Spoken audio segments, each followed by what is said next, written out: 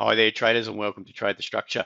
So we're going to talk about one key area that I've found that's really helped improve my trading results, okay, and it's really got me on the right track, okay? So going through the planning phase and try to identify when you get the market starting, especially in day trading. Once the market starts to kick off, there's a few key aspects that I look for to make sure that I get on the right track and trying to get on the right side of the market, and that to me is being able to find or having a system in place, whether it be price action or indicators, a system in place to be able to identify probability of a range bound market or the probability that's going to be a trending market. Okay, so the last thing you want to do is trade a trending style when it's a range bound market and vice versa, because you just get chopped up. So what I'll do in this video, I'll go through a few key aspects I look for with regards to price action, and we'll discuss them with a few examples, and then hopefully that will get you on the right track with your own trading and get you into a profitability mode if you aren't already. All right, so stick around, enjoy the content, and if you do like what you see, please leave us a like at the end of the video. Much appreciated.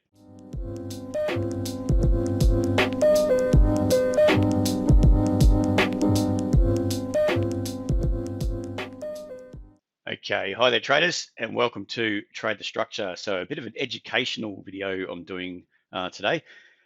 We do know that there's a bit of talk about range markets and trend markets. Okay, so most of my trading, or basically all of it at the moment, is really based around intraday.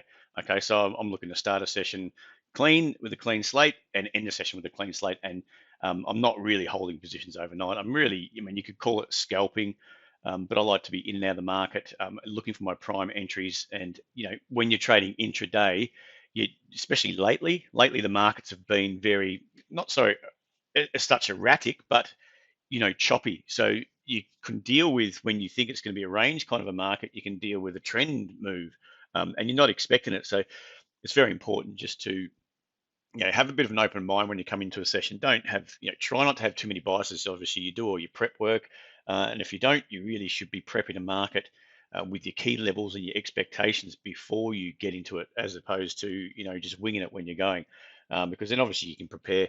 But when you do prep a market, you're trying to steer clear of a bias, think, oh, this is going to be a setup short, because then constantly you're looking for a short in a long market, and vice versa. You think it's going to be a long market, it's going to be nice little setup for long, and you just keep getting squeezed and caught in a short bearish market.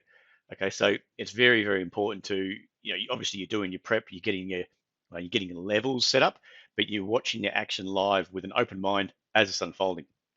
Okay, so we're going to go through, as many of you may know who watch my videos before, I trade a lot of the Hang Seng. I love trading the Hang Seng. I trade generally Asian markets, but I do apply these same theories to the DAX when I trade it, the FTSE, and occasionally when you're trading later at night, when we've been in an Australian session, later at night trading the Dow and potentially the Nasdaq.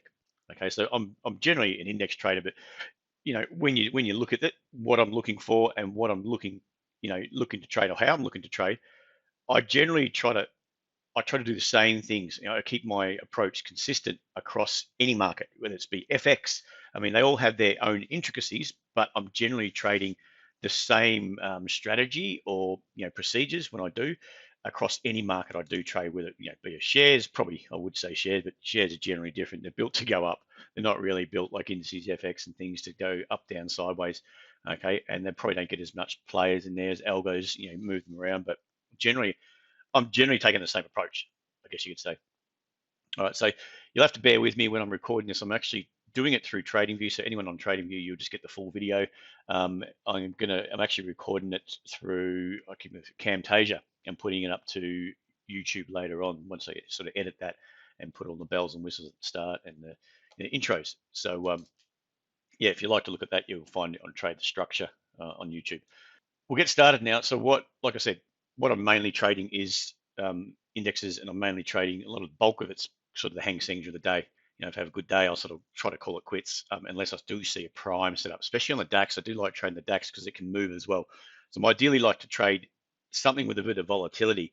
If you go and look at, if you're trading the Asian markets and you look at that, the SPY, which is the Aussie market, barely has any volatility. It's not very clean. It can easily be bullied, I think, anyway.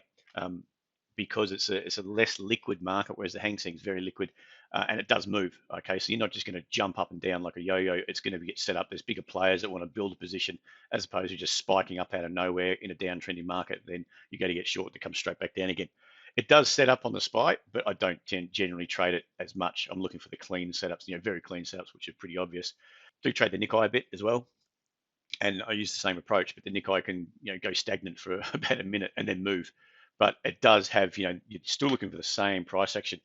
Now, generally, I'm trading off a 5, looking for the 5-minute biases, and trading, with your setups and things on the one. So I basically use them both. And what you can see on the screen here, I've got two EMAs, a 20 and a 50. Generally trade at 20 and a 50 with a 10 thrown in there as well sometimes. And I use the MACD for generally momentum. Okay, momentum, whether it's extended, it's going sideways, momentum's coming down, going up, or whatever. But I'm using the MACD. Okay, and I generally have that set to the same as the EMA, as the 20 and the 50. All right, so I'm generally looking for those continuation trades. I like that, and I'm trying to get the prime areas, which I see on a 5-minute chart, and I'm trying to trade those on the 1-minute chart. And I'm trying to get the 1 and the 5 to align, so bias down on both, bias up on both.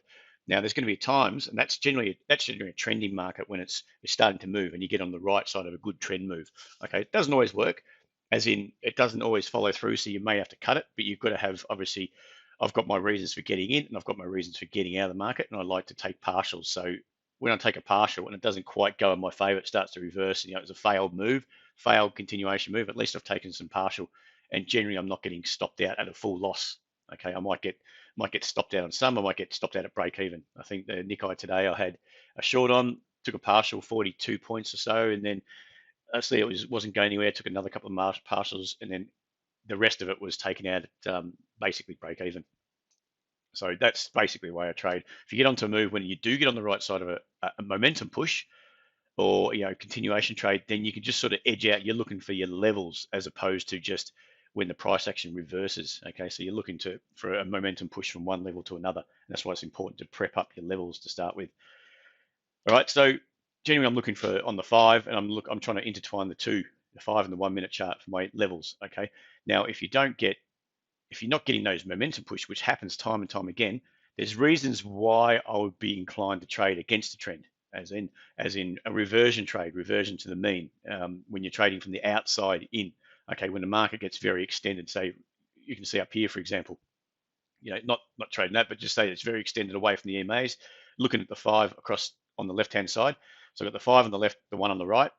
Okay, on the left-hand side, you can see it's extended away from the MAs too. So that's kind of why we got no setup on the upside. So potentially we're going to get a short opportunity, if it does set up, and there's reasonings for that. Okay, so that's basically you're trading outside in, or you're trading inside out. Inside out means momentum. You're trading with the trend, and you're trading with the 5 and the 1-minute aligned. Now, the times when they're not aligned, you can see the momentum. The EMAs might be up on the 5 and down on the 1. You're going to have to have a different mindset, but you've got to recognize that you're not trying to trade with the trend when the market's actually ranging. Okay, so you end up buying, so you'll buy that high for whatever reason. You buy a breakout on the 5-minute trade. So here, for example, you buy that breakout, and then all of a sudden you get caught out, and it turns around and reverses on you. Okay, so there's all that reasoning. Now, I take one step back. If you don't trade the 5 and the 1, you don't trade sort of the scalping, the day trading. I feel it's the same approach for me if I'm trading the 30-minute and the 5-minute, or maybe the 4-hourly and the hourly or something like that. I generally use the same approach because I'm trying to trade the bigger moves, because the 5-minute has more, I guess, more strength. The moves are stronger, the moves are bigger, it has more strength than the 1, and the 30 has more than the 5, and so on. Okay, so you're sort of using that bigger time frame, trading off the smaller time frame. That's the way I base it. Now, everyone trades a different style. Everyone's got their own biases, I guess. But that's generally how I play things. That's how I move things, and that's how I do trade things. Okay, so if we just go through now, when we're trying to talk about momentum plays, how to identify, or how to get a basic identification, I guess, or how you could basically identify a range, or when you want to get in. And don't forget, range is not exactly a high, not exactly a low. It could be, this could be a ranging market when it's going up. It's kind of taking a new little high, higher lows, but it's more of a ranging market than a trend market at all. Okay, so it's not all clear cut. Trading's not clear cut like the books would suggest. Okay, it's a little bit fuzzier, but you've got your certain rules that you can put in place that could keep you out of the mess. Now, there's going to be times when those rules will keep you out of a trade. If you're looking for a long and it does go without you and just continues to go, there's going to be times when that happens, which happened to me many, many times. You wait all day for this long setup and it goes, but it didn't get the setup. So you sort of got to sometimes just, pack your bags and close the computer down. Okay. That's going to happen, but at least what it'll do, if you do keep out of the winning trades, you're not taking anything. You're not taking a win or a loss. But if you're continually getting into everything because you don't want to miss that, I guarantee you the amount of times you miss the good trades, sorry, the amount of times you get that good trade is probably going to take you five losing trades to get there. Okay, so net you're going to be losing, if that makes sense. So the idea is risk management. Trading is all about risk management. It's not about who gets the biggest winner. It's about who gets the most consistent winners. Okay, I might happily take 20 points each time.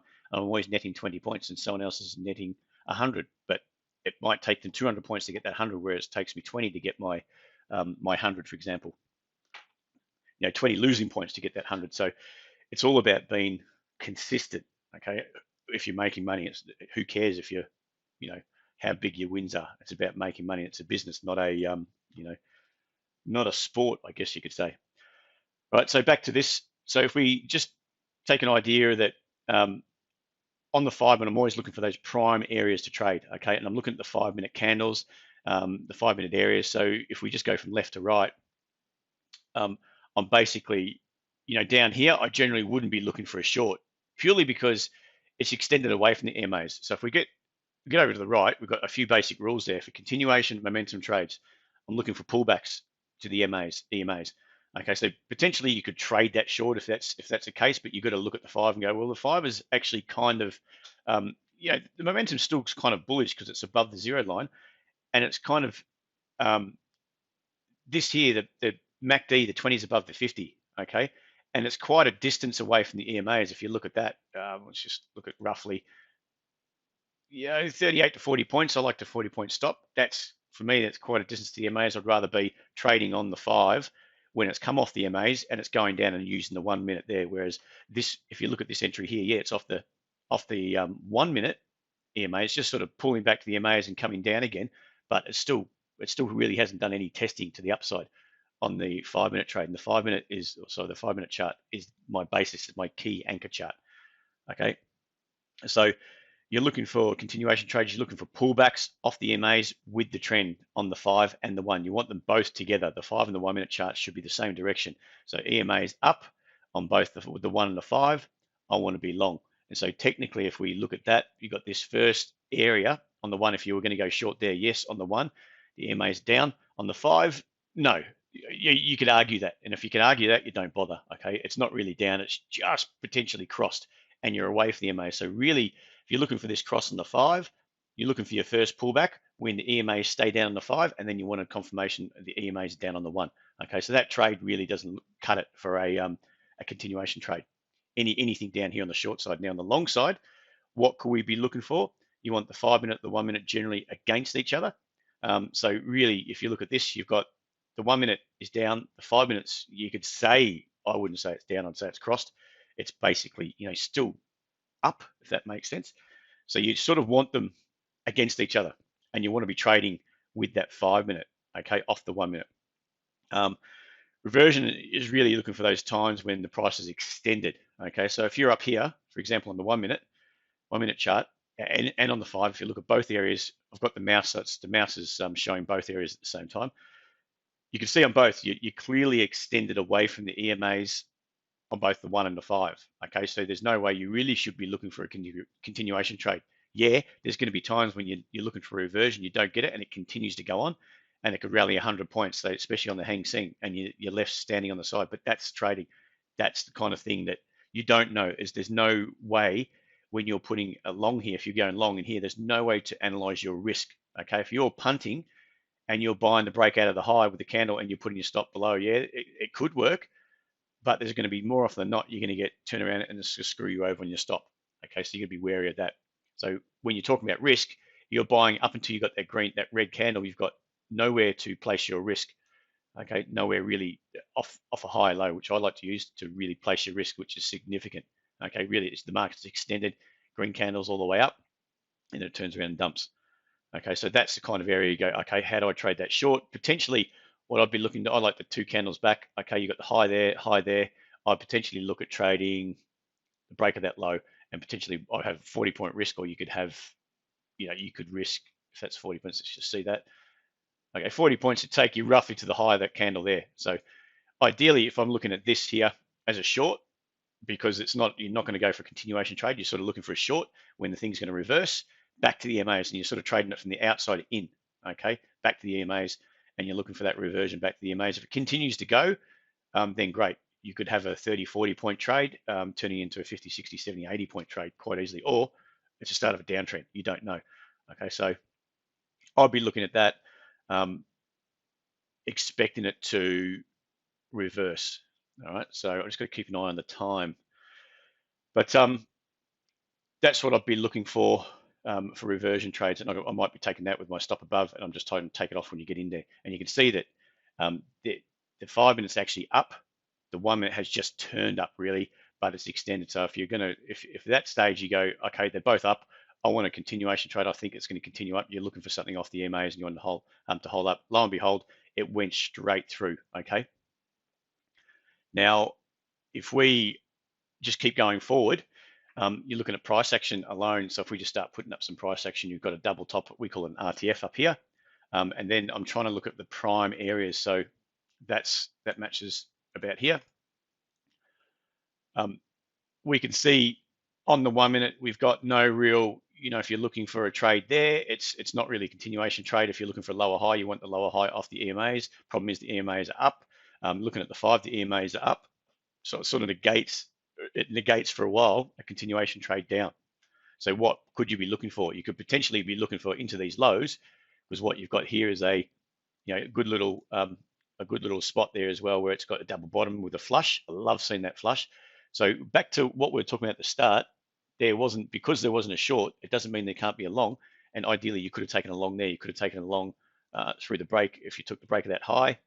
Whoops, let's get that properly. The break of that high, your risk is going to be, again, I'll just use a 40-point risk, but generally that's your, break of the top, break of the bottom, you're out. Okay, break of the top, you're in. All right, so that's purely based on that reversion trade that we were talking about before, as opposed to a continuation trade. The continuation trade's not on the cards because of what we spoke about just before, but maybe a reversion trade to the means because you're going off that 5 minute chart. And lo and behold, that just took off. So they could have been a really, really nice trade. Okay, short up here, potentially not a short here, not a continuation trade here, but do we get a reversion? What's a reversion? Remember, we're looking for something that's extended on the outside, extended either above or below the EMAs. And we've got something here. If we go that 3 candle setup again, I would potentially take one about here.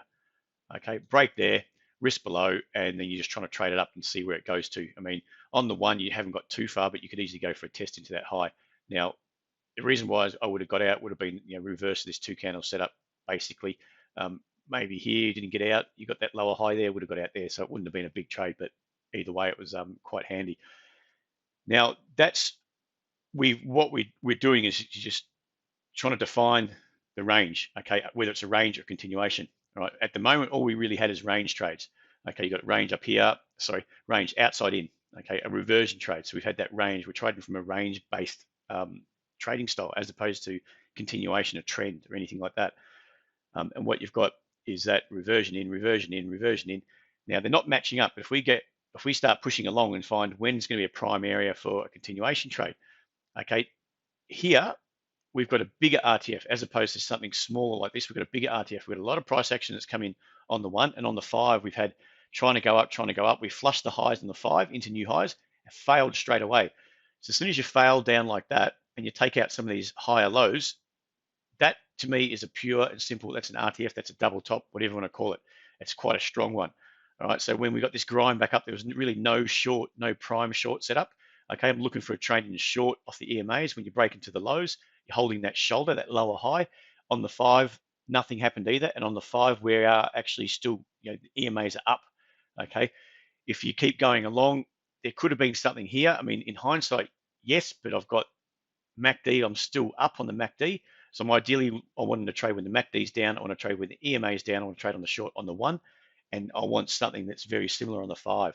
If we get to this position here, this on the right-hand side, that is a prime setup short for me. Okay, you can see the EMAs on the 5 minute are rolling over. We'll just stick across here. They're starting to roll over. Okay, you've got a lower high, you've got the RTF, you've got everything in play, which is showing some weight onto the market from sellers, and buyers started to give up. Okay, so anyone that's been buying it right through here is getting squeezed out of the action. Now this is below the EMAs, which I love. You got your first leg down, looking for a second leg down. We ended up getting that. So for me, that is prime. EMA's down, MACD's down. Okay, you go across here, MACD's down. We've got a lower high, taking out these lows. We're below the EMAs. Okay, that for me is fine. That's a nice little setup. And if you go and just try to look at what risk you've got, your risk is about within my 40 points, a potential payout of about 1-to-1. Okay, and there's going to be times when those keep going. So that's in a nutshell. We're about to finish on TradingView in a second. That's in a nutshell of how I'm looking for shorts and longs, whether I'm trying to define a range market or define a continuation trend trading market. Okay, we're back. So I've just uploaded the video onto TradingView, so you can jump on there for a shorter version, which is 20 minutes, or this one for however long it goes. I'll just keep talking. We've just gone through some entries there, some range, sort of some outside in ideas, and then we've just gone through a prime setup, which was just in here. Now I'm just going to mark up another prime setup and the reason behind that of why I would, look, I'll be happy to jump in short on this one. So if you go, this was the open of the second session there. I've got a move down. Okay, so on the 5-minute we're looking at, we've got a move from below the EMAs straight above. Okay, so you can argue that, you can get some trades off here, but it will depend on, look, you could, if you look across to the right, you'll see this area here on the 1-minute was actually quite good. You've got momentum was up. You can see up here, momentum's up on the MACD. You're sitting above the EMA, so you can take that, but you have to realize that there is the potential where the MACD, everything it just bounces off the EMAs on the 5-minute chart. So when you're looking for your prime setups, you want them both in line. So, for sells, you want both below the EMAs. You want the EMAs down. You want the MACD to be rolling down because it gives you those continuation style trades. Okay, those momentum pushes that you want to trade in, which is generally the easier and the bigger trades. All right. So, but you can obviously, if you've got an idea of what the price action is doing, and you do have a good, fundamental understanding of price action, then you can trade an area like that. And I potentially would trade an area. I probably wouldn't trade that early because on the one, you are still below the EMAs down. You are crossing here. You're just in an extended market, but there's no way you could be certain that that is going back up again. Okay, so for the reasoning to go long. Okay, and where you are on the 5-minute chart, yeah, you could go for a reversion trade, but I think it's kind of, look, that's okay, but you could easily pop up here and then roll and get thumped again. Okay, because the momentum is being down on the 5. If we look now, after we've gone back up and we've sort of paused, we've opened for the next session here, we've come straight back below the EMAs. Okay, now after this red candle on the 5-minute chart, you get a green candle, and at this stage you're looking at it going, well, do we just push straight back above the EMAs? Do we go all the way back up to this zone, back up here to these highs or this high? We don't know. Are we going to get a bit of a rollover? Now, if you look at the MACD, it's starting to roll, okay, potentially starting to roll at that stage, say on this red candle here. But there's no certainty. So really what you're looking for, if we break up, I'll have to reassess. But if we start to break down on the 5-minute chart, okay, if we start to break down, which we know it did that, how am I going to get short? What's the 1-minute doing? So if we go across the 1-minute chart, you've got, it's back below the EMA. So that's starting to line up. So, okay, we've got that sort of box ticked. It's holding below the EMAs, okay? The EMAs are starting to cross over here. They probably aren't, but about here they have. Okay, so if you start to look at it, if we can get to that candle. So on the 5-minute chart on the left-hand side, you see I'm on that red candle there, which is about the start of it's just here. So it's just below. So potentially before that, we really wouldn't have traded short here, because if you want to trade short there, ideally I want a break of this low. Okay, then potentially we can jump in short because you've got starting to roll on the 5. It might be a bit early, but that is going to be your mindset at this stage. But instead we punch back up. What we do is make a beautiful little RTF or double top. Okay, once you get that double top with confirmation that a double top here, or I call it, it's not really a double top, it's an RTF retest fail here with regards to all this context, and we're below at this stage, I'm primed to jump in short. Okay, and I think I actually did trade this short down here and probably get up somewhere around there. I'm not 100% sure on that trade, but either way, that to me is great confirmation, because now you've got some really nice confirmation on the 1. The EMAs are 20s below the 50, EMAs down, tick, tick on the 5. Below the, basically you got the EMAs crossing, you're below. and we're crossing on the MACD. So you've got everything lining up, for a prime entry short. Okay. Obviously, when we look at this, it doesn't really go too far, but that's sort of what you're looking for. Okay. So that was a nice little setup there. Okay. Now, if we look from here, this is the start of a new session there. Okay. On the 5 minute, what we got here, if we want a continuation trade, you ideally want to be the MACD to be heading down, which it's not. It's actually heading back up. So it's crossed up. MACD is going up. You got the 20 below the 50, so it's down. So you got a bit of confliction, I guess you can call it, on the 5 minute chart already. On the one, yeah, you basically got the EMAs are up. It's up too. So you really don't want to be going short into that. Which in essence, you probably could have scalped that a few points. That it would have been great. But I'm ideally not looking for that. All right, then you've got this extension, it's kind of extended away the EMA. So ideally, if I'm looking for anything, I might be looking for a long in here, but it just depends what the one's doing. And the one's not really, I don't really like that 1 minute chart, because at this stage, when you've got this red candle here, it's pushing down. When we're extended away from the EMAs, everything's sort of on the one, it's pointing down. On the five, it's half pointing down, if that makes sense, because you've got the EMAs are down, but the MACD is sort of the only thing that's holding it. And I think the momentum here, you've got to be thinking, is that momentum changing from down to up? Okay, as you get this rolling back up, as opposed to when it's rolling down and you're starting to come down, okay, with the EMAs, but instead you're against the EMA. So you kind of got to question that. If I was looking to go against or a reversion trade here, I don't really see that as a big push away from the EMAs and the five. Potentially it is when it's here, but where's my setup going to be? If I'm looking for that sort of 2 candle setup I've been talking about, potentially it's here, but more than likely that's a cleaner one, okay? And if you're taking that second one, you're already back to the EMAs and the one. You're sort of back in this zone, back to the EMAs and the five. So really, I just left that, okay? Wasn't going to trade that.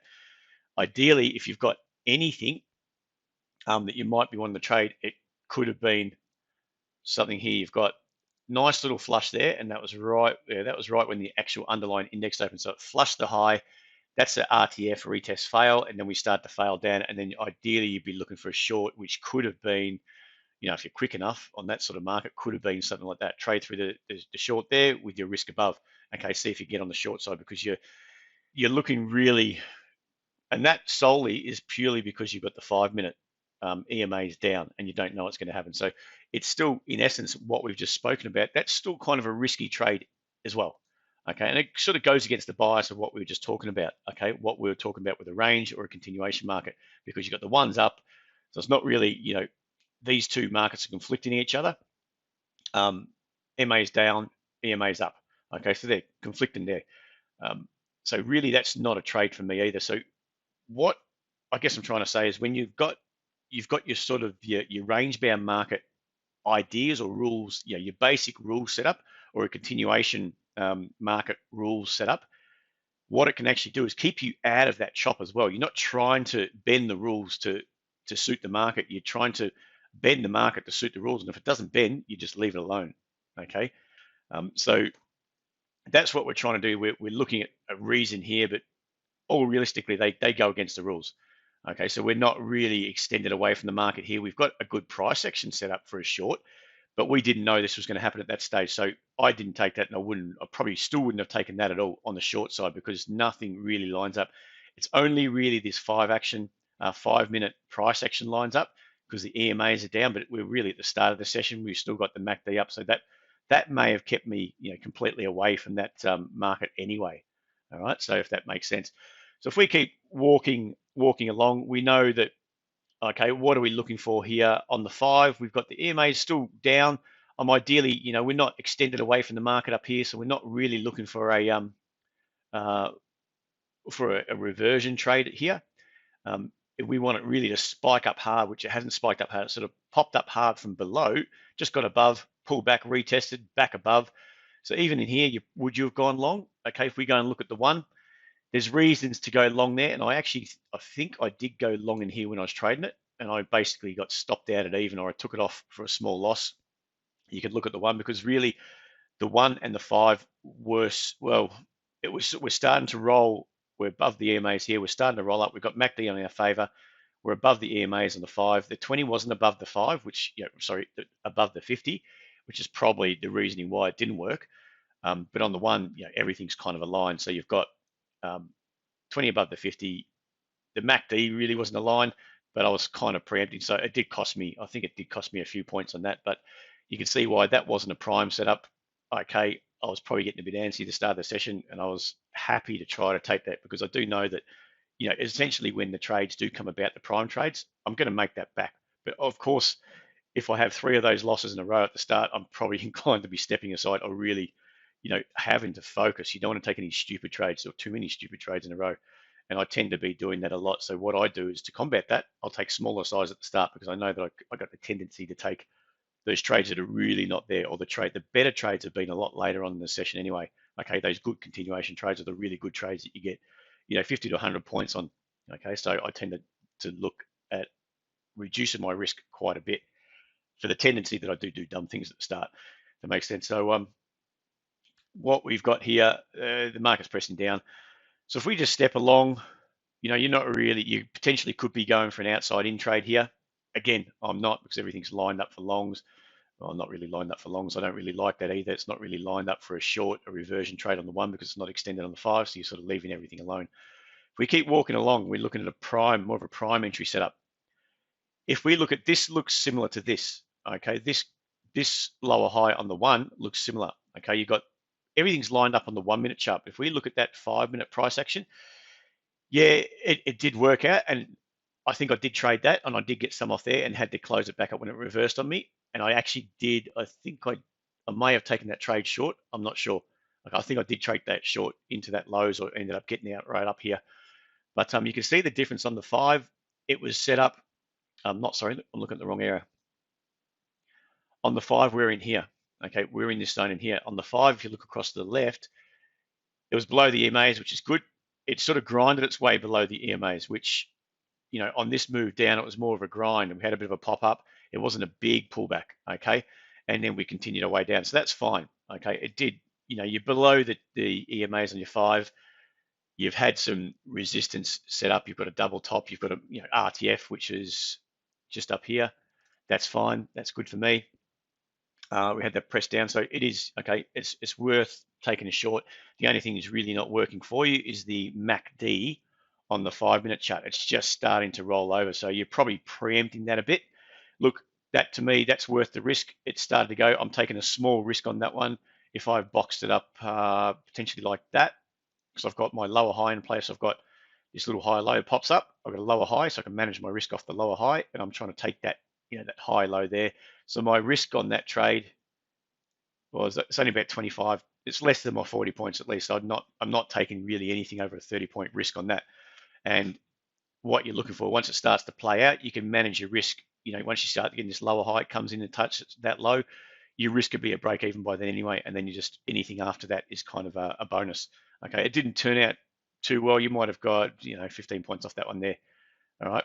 So as you can see, it was worth the risk. It just didn't go anywhere. But that could have been the time when this actual MACD started to roll over and we went straight down all the way back down to these lows. Okay, so that was the idea of that trade. When we look at the difference between that and the secondary trade, to me, this is an absolute prime setup.